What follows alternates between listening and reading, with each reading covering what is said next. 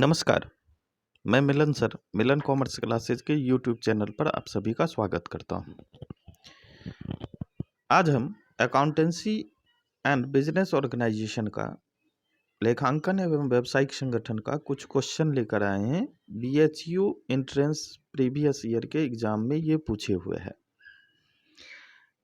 इसको देखेंगे, ये आपको मदद करेगा अपनी तैयारी को सही करने के लिए। एक एक करके क्वेश्चन देखते हैं और आइडिया आपको लगाना है किस टाइप का क्वेश्चन पूछता है, उसी के अकॉर्डिंगली आपको क्या करना है, आगे की तैयारी करनी है। अब देखिए पहला क्वेश्चन इसमें क्या है। पहला क्वेश्चन है, first of all double entry system was introduced in America, Japan, India, Italy. सर्वप्रथम द्विप्रविष्टीय प्रणाली का प्रारंभ हुआ था अमेरिका में, जापान में, भारत में, इटली में। तो इसका आंसर क्या हो जाएगा आपका? इटली में। हम जानते हैं इटली में इसका प्रारंभ हुआ। और फादर ऑफ अकाउंटेंसी या father of double entry system के बारे में अगर पूछे तो उनका नाम क्या था? Lucas Pacioli. क्या नाम याद रखना है? Lucas Pacioli. इसके बाद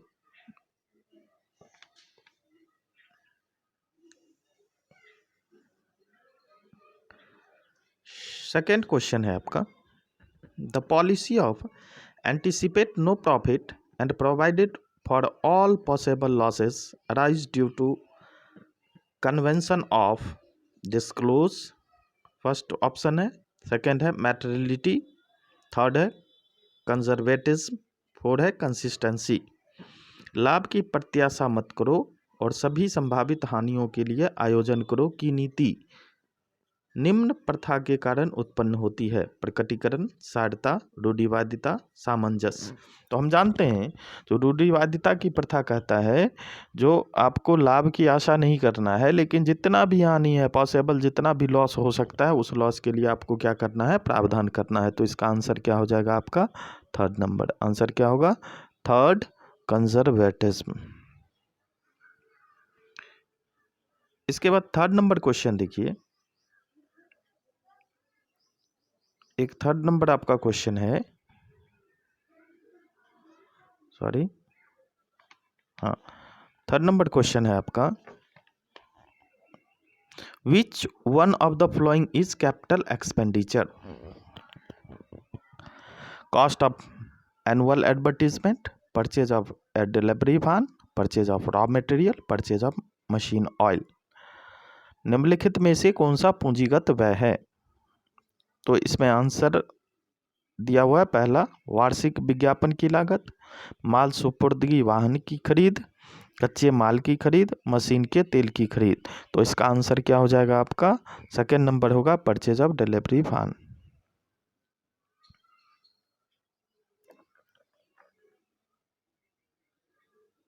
फोर्थ नंबर क्वेश्चन देखिए, income and expenditure account is prepared by a partnership firm, a bank, a trading concern, a non trading concern.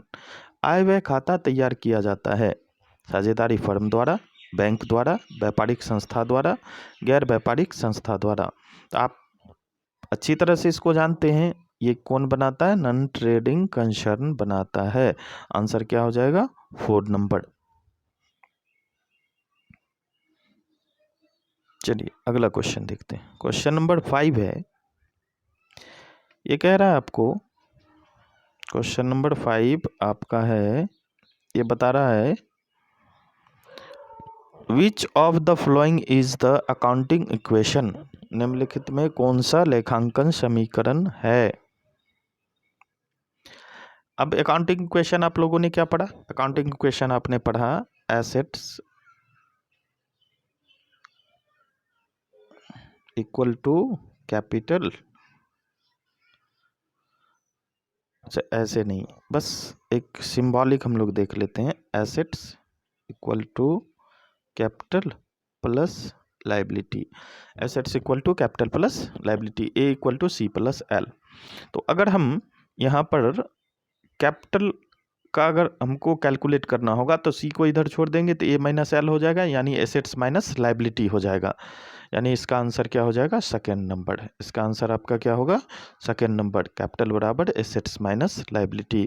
यानी लेखांकन समीकरण में ये सीधा समीकरण नहीं दिया हुआ है, ये क्या किए हुए आपको कंफ्यूज करने के लिए थोड़ा सा ये करके दिए हुए हैं। तो आंसर इसका सेकेंड नंबर हो जाएगा, पूंजी बराबर संपत्ति माइनस दायित्व।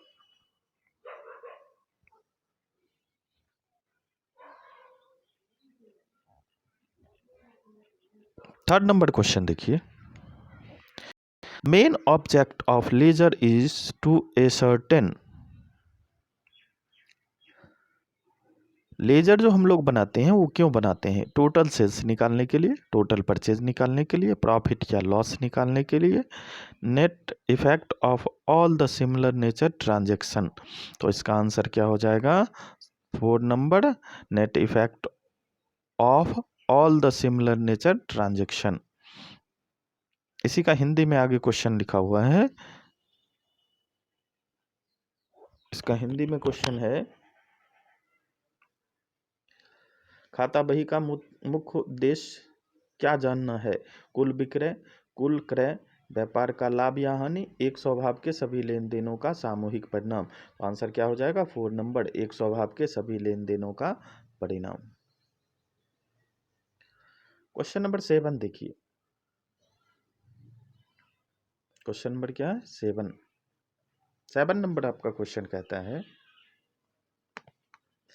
If a trial balance does not agree then accountant opens drawings account, suspense account, capital account, nominal account. यदि तलपट का मिलान नहीं होता है तब लेखापाल खोलता है आहरण खाता, भूल चूक खाता, पूंजी खाता, नाम मात्र का खाता। तो आप जानते हैं कि जब ट्रायल बैलेंस का दोनों साइड क्या होना चाहिए? इक्वल होना चाहिए। अगर मैच नहीं करता है तो हम लोग फिनेंशियल स्टेटमेंट बनाने में डिले नहीं हो, इसके लिए हम लोग क्या करते हैं? एक अकाउंट तैयार करते हैं जिसको सस्पेंस अकाउंट बोलते हैं। जिस साइड अमाउंट कम होता है उस साइड सस्पेंस अकाउंट लिखकर ट्रायल बैलेंस को मिला देते हैं, यानी क्या बनाते हैं हम लोग? Suspense account. आंसर क्या हो जाएगा? Second number. इसको हिंदी में क्या बोलते हैं? भूल चूक खाता। और इसका एक और हिंदी होता है उचंती खाता भी, नाम याद रखना है। इसका अगला नाम क्या होता है? उचंती खाता। क्वेश्चन नंबर 9 देखो, 9 नंबर क्वेश्चन कह रहा है, चलिए 9 नंबर क्वेश्चन कह रहा है, balance sheet shows, balance sheet आर्थिक चिट्ठा जो है वो दिखाता है, क्या दिखाता है? Gross profit of financial period नहीं, net profit of financial period. Gross profit trading account दिखाता है, नेट प्रॉफिट पीएल अकाउंट दिखाता है। Financial position on a particular date, financial position किसी पर्टिकुलर डेट पर फाइनेंशियल पोजीशन, या all real personal and nominal account. All real personal and nominal account जो है वो आपको कौन दिखाता है? ट्रायल बैलेंस दिखाता है। तो आंसर इसका क्या आ जाएगा? थर्ड नंबर, यानी financial position on a particular date. Next question पर हम लोग चलते हैं। नेक्स्ट क्वेश्चन है,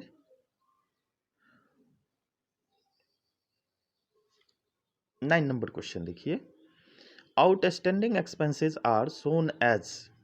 आउटस्टैंडिंग एक्सपेंसेस क्या होता है? एकदम याद रखो इसको। आउटस्टैंडिंग एक्सपेंसेस लाइबिलिटी होता है, प्रीपेड एक्सपेंसेस एसेट्स होता है। तो इसका आंसर क्या हो जाएगा? लाइबिलिटी, एक दायित्व ये है, इसलिए आंसर क्या होगा? थर्ड नंबर हो जाएगा। क्वेश्चन नंबर 10 पूछ रहा है आपसे, depreciation is a process of, depreciation is a process of valuation of an assets, distribution of costs, valuation and distribution of assets, none of the above। तो इसका जो आंसर होगा, इसका आंसर हो जाएगा distribution of cost, second number इसका answer होगा। 11 number देखिए, N example of intangible asset.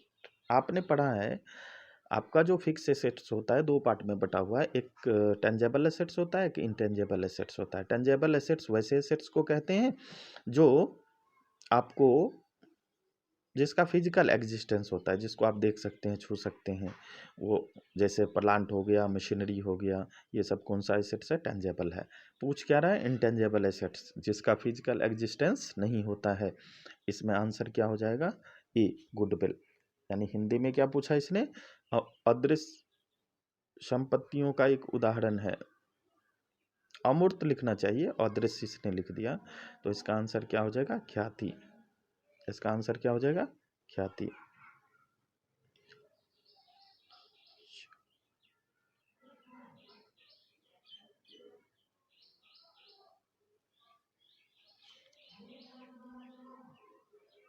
Twelve number question पूछ रहा है, the object of preparing trial balances, तलपट बनाने का मुख्य उद्देश्य क्या है?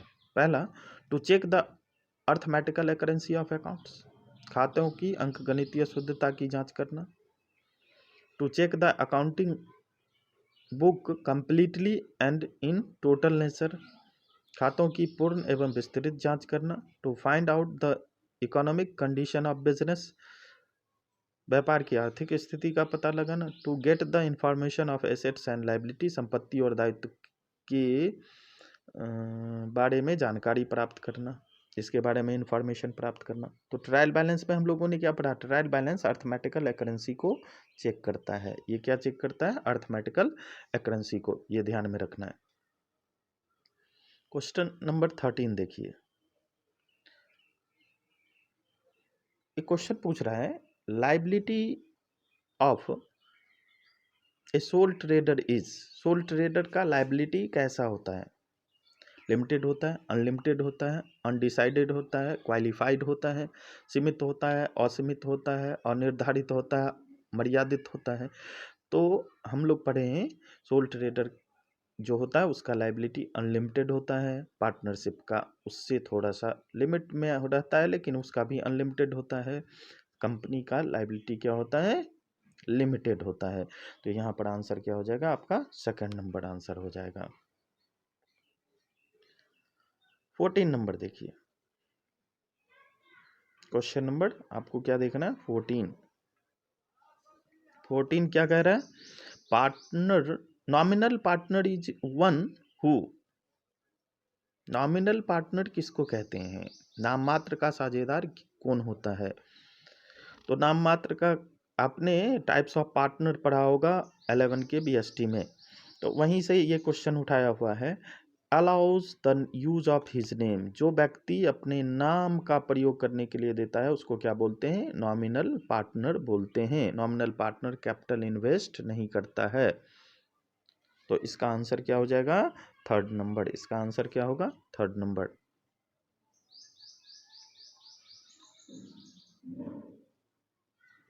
क्वेश्चन नंबर 15 देखिए, a company risk is borne by, company में जोखिम उठाने वाले हैं director, shareholder, creditor of company, managing director.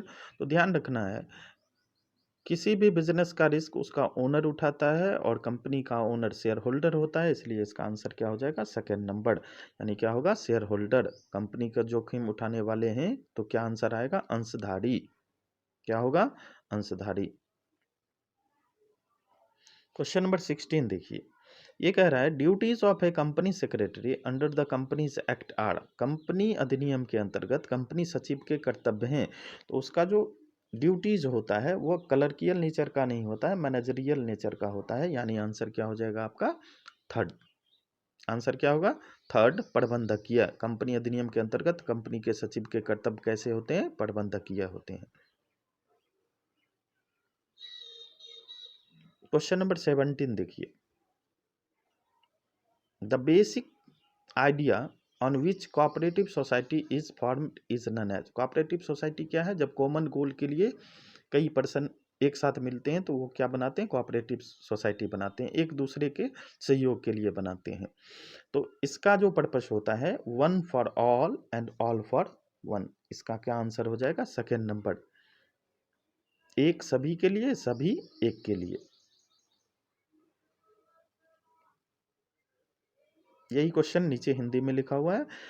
आधारभूत विचार किस पर एक सहकारी समिति बनाई जाती है? तो उसमें आंसर होगा संगठन में शक्ति होती है, नहीं होगा। सब एक के लिए, एक सब के लिए, यानी इसका आंसर क्या हो जाएगा? सेकंड नंबर हो जाएगा। अब देखिए एक क्वेश्चन है, कंपनी, ये ऑडिट से क्वेश्चन उठाए हुए हैं। मिनट बुक एक होता है जहां पर मीटिंग की प्रोसीडिंग लिखी जाती है। कंपनी का जब मीटिंग होता है तो उसमें एक मिनट बुक होता है जहां पर क्या लिखा जाता है? जो कंपनी की सभा की कार्रवाई लिखी जाती है। तो 18 नंबर में आंसर क्या हो जाएगा? 18 का ए। 18 का आंसर क्या होगा? ए।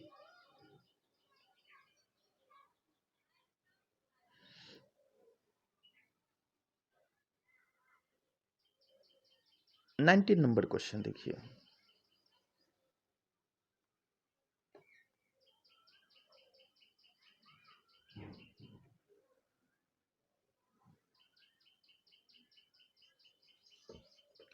नाइनटीन नंबर क्वेश्चन में लिखा हुआ है, when two or more existing companies go into liquidation and a new company is form to take over their business, it is known as amalgamation, liquidation, reconstruction, cartel।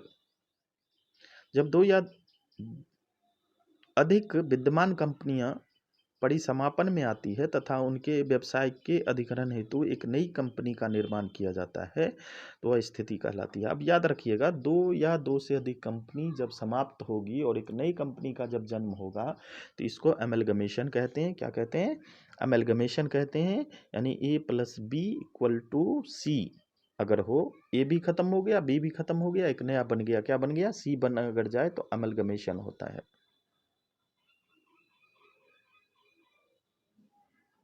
Question number 20 देखिए, इसमें एक question है,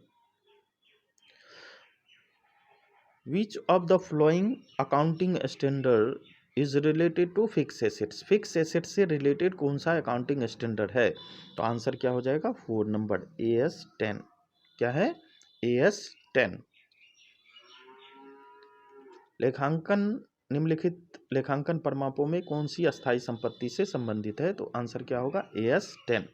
question number 21 देखते हैं। 21 number question पूछ रहा है, which of the following is a capital expenditure? निम्नलिखित में कौन सा कैपिटल एक्सपेंडिचर है? अब देखो ध्यान देना, ऊपर भी कैपिटल एक्सपेंडिचर के बारे में पूछ रहा था, अभी भी कैपिटल एक्सपेंडिचर के बारे में पूछ रहा है। इसका मतलब है आपको कैपिटल एक्सपेंडिचर और रेवेन्यू एक्सपेंडिचर समझ में आना चाहिए, डेफर्ड रेवेन्यू एक्सपेंडिचर समझ में आना चाहिए। तो पहला क्या है? Carriage paid on goods purchased, payment of compensation to a discharged employee, cost of formation of a new company, legal expenses incurred for abuse of trademark। Hindi में है, निम्नलिखित में से पूंजीगत व्यय कौन सा है? खरीदे गए माल पर चुकाया गया भाड़ा, कर्मचारी को हटाने पर उसको क्षतिपूर्ति का भुगतान, नई कंपनी के निर्माण की लागत, ट्रेडमार्क के दुरुपयोग होने पर किया गया कानूनी व्यय। तो इसका जो आंसर होगा, इसका आंसर आपको हो जाएगा second number, payment of compensation to discharged employee. Question number 22 देखिए, ये क्वेश्चन कहता है, इंटरेस्ट ऑन ड्राइंग्स इज, ये तो आप लोगों को अच्छी तरह से आता होगा, इंटरेस्ट ऑन ड्राइंग्स क्या है? आहरण पर ब्याज क्या है? तो व्यवसाय के लिए लाभ है। आंसर क्या हो जाएगा? A, gain for business. Gain for business. 23 number question देखिए, लिखा हुआ है, depreciation on fix assets is an example of. ये किसका एग्जाम्पल है? देखो फिर से आ गया ये कैपिटल एक्सपेंडिचर, रेवेन्यू एक्सपेंडिचर और डेफर्ड रेवेन्यू एक्सपेंडिचर पर। तो ये क्या होता है? रेवेन्यू एक्सपेंडिचर होता है। यानी हिंदी में क्या होगा? अस्थायी संपत्ति पर ह्रास किसका उदाहरण है? आगम व्यय का उदाहरण है। क्वेश्चन नंबर 24 में आते हैं। 24 नंबर जो क्वेश्चन आपका पूछ रहा है, ये पूछ रहा है, the book containing a chronological record of transaction is called। वह बही जिसमें लेन देनों को कालानुक्रमिक ढंग से अंकित किया जाता है कहलाता है। तो आप याद रखिएगा, जर्नल का हमने डेफिनेशन लिखा है आपको। जर्नल में क्या करते हैं, जर्नल में जो रिकॉर्डिंग होता है क्रोनोलॉजिकल ऑर्डर में होता है, यानी डेट वाइज होता है, ऑक्योरेंस वाइज होता है। जैसे जैसे ट्रांजेक्शन होता है जिस जिस डेट पर होता है उसी के अकॉर्डिंगली हम क्या करते हैं, रिकॉर्ड करते हैं। तो इसका आंसर क्या हो जाएगा, इसका जो आंसर होगा आपका, वो आपका आंसर ए हो जाएगा। आपको क्या करना है, वीडियो देखना है, सुनना है और पॉज कर करके उस क्वेश्चन को और उसके आंसर को लिखना भी है। क्वेश्चन नंबर 25 में आते हैं। क्वेश्चन नंबर 25 कहता है, in case of hire purchase assets account is debited with. अब हायर परचेस सिस्टम क्या है पहले ये समझ लेते हैं। हायर परचेस सिस्टम गुड्स के क्रेडिट परचेज करने का एक सिस्टम है, जिसमें आप क्या करते हैं, एसेट्स को क्रेडिट में वेंडर से परचेज कर लेते हैं। वह आपको एसेट्स का फिजिकल ट्रांसफर कर देता है, पोजीशन ट्रांसफर कर देता है, ओनरशिप ट्रांसफर नहीं करता है। ओनरशिप वह लास्ट इंस्टॉलमेंट के पेमेंट के बाद ट्रांसफर करता है।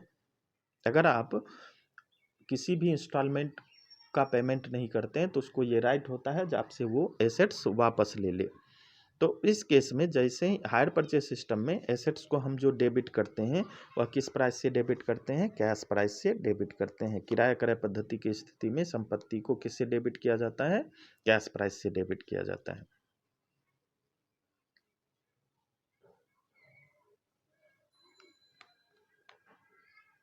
क्वेश्चन नंबर 26 लेते हैं।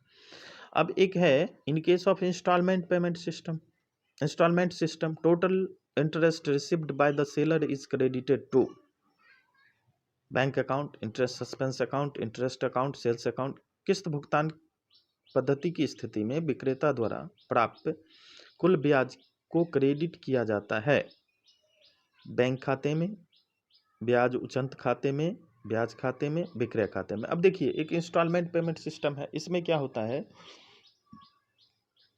इसमें भी गुड्स को क्रेडिट में परचेज किया जाता है, एसेट्स क्रेडिट में परचेज किया जाता है। लेकिन वेंडर क्या करता है, एट ए टाइम, जिस टाइम में आपका ट्रांजैक्शन होता है, एग्रीमेंट होता है, उसी टाइम में आपको एसेट्स का पोजीशन और ओनरशिप दोनों ट्रांसफर कर देता है। और इस केस में इसको एसेट्स वापस लेने का अधिकार वेंडर को नहीं होता है। उसका जो अमाउंट ड्यू है वही अमाउंट पाने का वो राइट रखता है। अगर पेमेंट परचेजर नहीं करेगा तो वो उसको क्या करेगा, उसके लिए कोर्ट में जा सकता है, मुकदमा कर सकता है, उसको वापस ले सकता है, कंपनसेशन पाने का वो अधिकार रखता है। तो इस केस में जो जितना भी इंटरेस्ट रिसीवेबल होता है उसको वो इंटरेस्ट सस्पेंस अकाउंट में क्रेडिट करता है। आंसर क्या हो जाएगा, सेकंड नंबर हो जाएगा। अब क्वेश्चन नंबर 27 देखिए, the drawer of A bill of exchange is. Bill of exchange का ड्रॉअर कौन होता है, तो याद रखना है, विनिमय विपत्र का लेखक कौन होता है, तो क्रेडिटर होता है। कौन होता है, क्रेडिटर।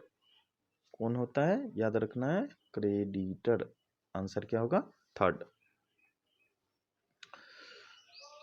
आगे क्वेश्चन नंबर 28 देखेंगे, the financial position of A business is ascertained by preparing trading account, manufacturing account, balance sheet, trial balance.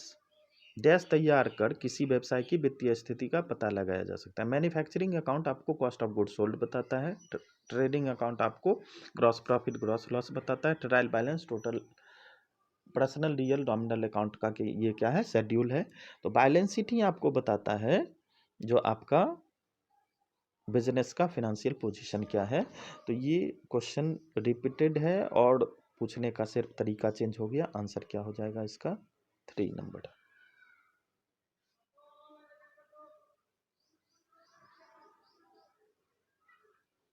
अब देखिए 29 नंबर क्वेश्चन है। 29 नंबर क्वेश्चन क्या पूछता है, 29 नंबर क्वेश्चन कहता है AS26 is related to.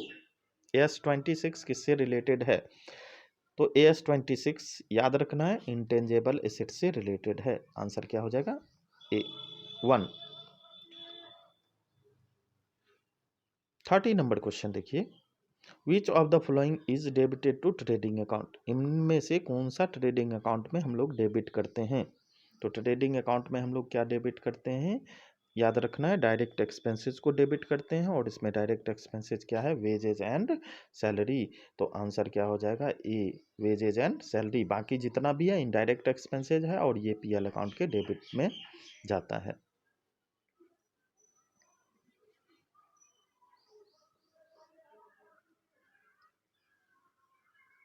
Thanks for watching, आपने देखा और मैं आशा करता हूँ जो आपको इससे क्या होगा, फायदा होगा। अगले दिन हम लोग इस क्वेश्चन को ध्यान में रखते हुए कुछ टॉपिक को देखेंगे जो आपके एग्ज़ाम के लिए बहुत ज़्यादा इम्पोर्टेंट होगा। Thank you.